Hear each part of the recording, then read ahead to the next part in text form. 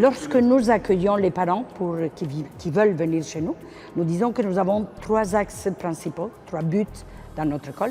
Le premier, c'est éducation à la foi, que la foi, c'est pas seulement croire des choses comme ça à la tête, mais c'est une vie. Donc, il faut avoir des attitudes qui montrent que nous sommes croyantes. Alors, la tolérance, le pardon, l'amour, la droiture. Le second point, c'est la personnalité de l'enfant. Et alors, que l'enfant apprenne à réfléchir, à discerner, à choisir, savoir pourquoi il dit non ou oui, à être responsable de leur choix et le respect mutuel. Pour nous, ça, c'est le second but. Le troisième, c'est une formation sociale. En Égypte, il y a beaucoup de gens qui sont marginalisés.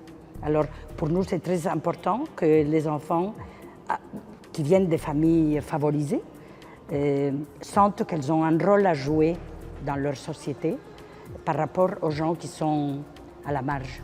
Et alors nous avons une formation par année. Elles visitent des centres de manière que quand elles quittent l'école, elles ont visité beaucoup de centres avec des cas sociaux, si on peut dire. Nous avons 50%, ou peut-être 52% de chrétiennes et 48% de musulmanes. Et pour nous, pendant la journée, on ne sent pas qui est chrétienne ou musulmane. C'est seulement au moment des cours de religion que les unes vont dans une salle et les autres dans une autre, avec leur prof de religion. Mais pour nous, c'est extrêmement important de donner ce message de tolérance. Et pour nous, c'est extrêmement important que les enfants s'expriment en français.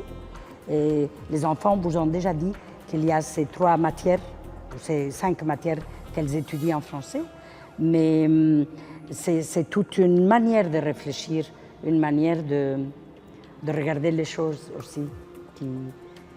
C'est une ouverture énorme par rapport à l'Égypte. Peut-être aussi parce que dans le passé, nous étions des sœurs étrangères.